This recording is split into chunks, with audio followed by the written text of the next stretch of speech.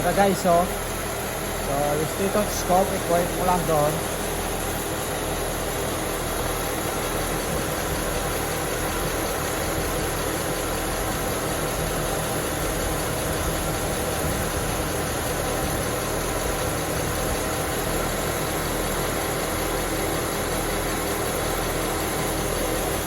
Okay, ito tayo sa kabila.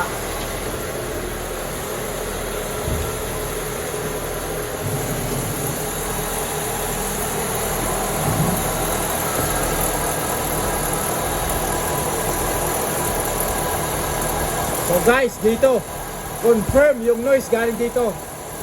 Aray, napakaingay.